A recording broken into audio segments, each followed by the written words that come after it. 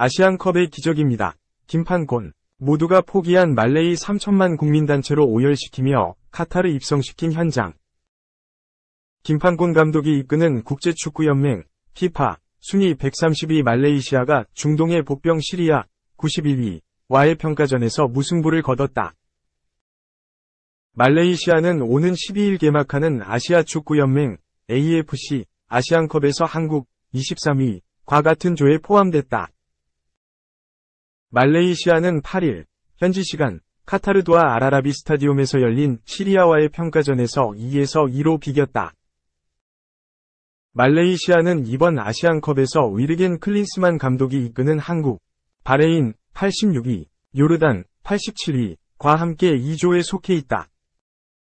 한국과 말레이시아는 조별리그 마지막 3차전인 25일 맞대결을 펼칠 예정이다. 이날 말레이시아를 상대한 시리아는 아시안컵 B조에서 호주, 우즈베키스탄, 인도와 경쟁하게 된다. 말레이시아는 전반 39분에 아리프 아이만이 먼저 한 골을 넣었으나 후반 시리아에 연달아 2골을 내줘 역전당했다. 하지만 후반 33분 파울루 호수에가 동점골을 터뜨렸다. 2002년생 아이만은 전날 AFC가 인터넷 홈페이지에 이번 아시안컵을 빛낼 5명이 젊은 스타 중 한 명으로 꼽은 선수다.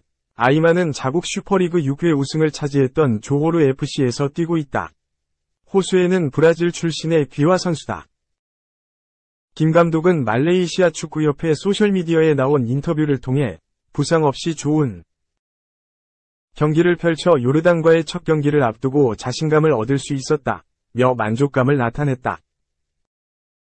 이번 대회에는 김 감독 외에도 2018 러시아 월드컵 때 대표팀 사령탑으로 당시 피파 순위 1위 독일을 무너뜨렸던 카잔의 기적을 연출한 신태용 감독이 인도네시아 146위를 이끌고 출전한다. 비록 피파 순위는 참가국 중 뒤에서 두 번째이지만 신 감독의 목표는 조별리그를 통과해 16강에서 한국과 맞붙는 것이다. 인도네시아는 강력한 우승 후보인 일본과 같은 D조에 속했다. 한편 이번 대회에는 44년 만에 맨체스터 시티의 잉글랜드 프리미어리그 EPL 우승을 이끌었던 로베르토 만치니 이탈리아 감독과 과거 일본의 월드컵 16강을 이끌었던 필리프 트루시에 프랑스 감독이 각각 사우디아라비아와 베트남의 사령탑으로 출전한다.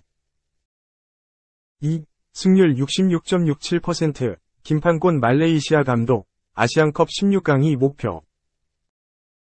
말레이시아 축구대표팀을 지휘하는 김판곤 54 감독이 2023 아시아 축구연맹 AFC 아시안컵 2024년 1월 12일 2월 10일 카타르 조별리그에서 1승 이상을 거둬 16강에 진출하겠다는 의지를 다졌다.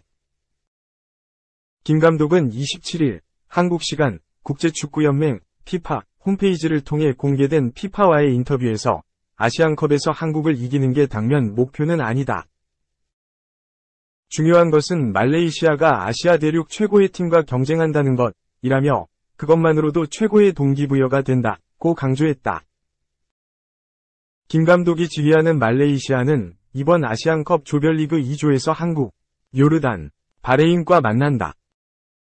피파 랭킹에서는 말레이시아 132위가 한국 23위, 바레인 86위, 요르단 87위에 이어 최하위다.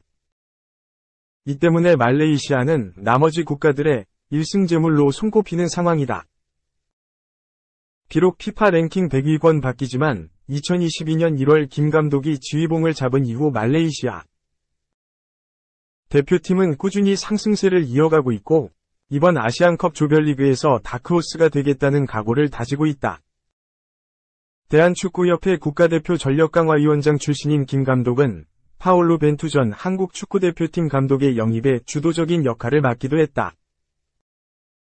피파에 따르면 김 감독은 말레이시아 대표팀을 맡은 이후 27경기에서 18승 4무 5패를 기록. 승률 66.67%를 기록했다. 이는 최소 10경기 이상 팀을 지휘했던 역대 사령탑 가운데 가장 높은 승률이다. 김 감독 부임 이후 말레이시아의 피파 랭킹은 138위에서 130위까지 올라섰다. 2005년 123위까지 올랐다가 2017년 174위로 떨어졌던 말레이시아는 최근 18년 만에 최고 순위를 구가하고 있다. 이에 대해 김판곤 감독은 최근 좋은 성적을 내는 것은 적극적인 수비 덕분이라며 단순하게 수비하는 게 아니라 전방에서부터 강하게 압박해 상대 실수를 유발하고 있다고 설명했다. 그는 강력한 전방 압박을 통해 오히려 물러서서 수비할 때보다 실점이 적어졌다 라며 이런 전술이 말레이시아 축구의 역동성에 변화를 줬다는 게 기쁘다고 덧붙였다. 이제 김판곤 감독의 당면 과제는 2023 아시안컵 조별리그 통과다. 김 감독이 이끄는 말레이시아는 한국 시간으로 2024년 1월 16일 요르단과 조별리그 1차전을 시작으로 20일 바레인, 25일 한국과 차례로 맞붙는다. 말레이시아는 태국, 인도네시아, 베트남과 공동 개최로 치른 2007년 아시안컵 조별리그에서 3패로 탈락한 이후 2011년, 2015년, 2019년 대회에서는 본선 무대를 밟지 못했다. 무려 16년 만에 아시안컵 본선 무대에 나서는 만큼 팬들의 관심도 대단할 수밖에 없다. 김 감독은 세계 최고의 선수들과 경쟁할 수 있다는 사실 자체로도 좋은 일이라며 물론 톱시드를 받은 한국을 이기기는 어렵지만 맞서는 것만으로도 최고의 동기부여라고 말했다. 그는 한국뿐만 아니라 바레인과 요르단도 강하다라며 하지만 우리는 말레이시아 팬들을 기쁘게 하기 위해 1경기라도 이겨야 한다. 아시안컵에서 16강에 오르는 게 목표라고 강조했다. 한편 말레이시아는 2026년 북중미 월드컵 아시아 지역 2차 예선 D조에서도 키르기스스탄과 대만을 잇따라 꺾고 2연승으로 1위에 올라 있다. 말레이시아는 오만, 키르기스스탄, 대만과 D조에서 겨루고 있다. 김 감독은 남은 4번이 예선 경기 중에서 2번만 더 이기면 좋겠다 라며 월드컵 3차 예선에 진출할 수 있다면 말레이시아 국민에게 큰 기쁨을 안겨줄 것이라고 말했다. 그는 특히 말레이시아 축구가 크게 발전할 수 있도록 돕고 싶다. 장기적으로 말레이시아가 피파 랭킹 100위 안에 드는 것을 보고 싶다는 소망도 숨기지 않았다. 3. 토트넘이 택시까지 잡아줬는데 아스널 택한 레전드, 호텔 가려다 방향 돌려. 영국 더선은 10일, 한국 시간, 푸티는 토트넘과 이적 협상을 하다가 아스널로 틀었다. 토트넘이 택시비를 대주기까지 했으나 아스널로 방향을 돌려 아스널과 계약했다 라며 아스널 데뷔 시즌에 2개의 트로피를 획득하면서 올바른 결정이었다는 게 증명됐다 라고 전했다. 1997년 여름이었다. AS 모나코 출신으로 강력한 수비력과 그에 못지않은 탁월한 패스 능력까지 갖추고 있는 미드필더였던 푸티는 1996에서 97 시즌 리그 1 우승컵을 들어올린 후 이적을 추진했다. 푸티에게 관심을 보였던 팀은 북런던의 두 라이벌 토트넘과 아스널이었다. 토트넘은 앨런 슈거 당시 회장이 직접 푸티와 대면해 이적을 설득했고 아스널은 그보다 1년 전 새롭게 부임한 아르센 벵거 감독을 앞세워 푸티를 붙잡고자 했다. 더선에 따르면 푸티는 슈거 회장과 런던에서 화이트 하트레인, 토트넘 홈구장으로의 이적에 관해 이야기를 나눴다. 토트넘 아스널과 같은 날 미팅을 가졌다. 아침에 토트넘을 먼저 만났다. 그때까지만 해도 두 클럽 간 라이벌 관계를 전혀 몰랐다. 라고 당시 기억을 떠올렸다. 이어 난 슈거 회장과 만난 후 내가 머무는 호텔에서 제안을 조금 더 생각해 볼 시간을 달라고 요청했다. 토트넘은 나를 위해 호텔로 가는 택시를 잡아줬다. 라고 말했다. 하지만 푸티는 호텔로 향하지 않았다. 그가 도착한 곳은 아스널 구단 사무실이었다. 푸티는 택시기사는 내게 길을 물었고 난 아스널 구단 주소를 불렀다. 난 토트넘이 택시비를 선불로 냈다는 걸 몰랐다. 그들은 내가 방향을 돌려 아스널로 가고 있다는 사실을 알게 됐다. 라면서 난 토트넘에게 생각할 시간이 필요하다고 말했지만 아스널은 물론 이탈리아나 스페인의 다른 클럽들도 고려해야 한다는 걸 알고 있었다. 라고 설명했다.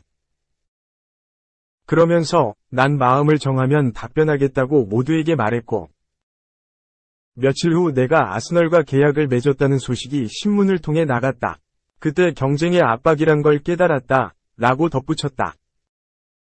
영국 토크스포츠에 따르면 푸티를 만난 벵거는 푸티에게 강등권에서 싸울래? 프리미어리그 우승에 도전할래? 라고 질문하며 푸티를 설득한 것으로 밝혀졌다. 토트넘의 제안을 뿌리치고 아스널로 향한 푸티의 결정은 올바른 결정이었다. 푸티는 같은 프랑스 출신의 벵거 감독 지도 아래 프리미어리그 정상급 미드필더로 자리매김했다. 국가대표 동료였던 패트릭 비에이라와 함께 강력한 중원을 구축했고, 데뷔 시즌에 프리미어리그와 FA컵 우승을 달성했다. 시즌 종료 후에는 자국에서 열린 월드컵에서 챔피언 자리에 올랐다. 반면 토트넘은 시즌 내내 부진을 겪다가 14위로 마무리했다. 이후 푸티는 2000년까지 활동 후 스페인 명문 바르셀로나로 떠났다. 바르셀로나에서는 그다지 좋은 모습을 보이지 못했고 1년 만에 첼시로 이적해 프리미어리그에 복귀했다. 2004년까지 첼시에서 뛴 푸티는 그해 여름 현역 은퇴를 선언했다.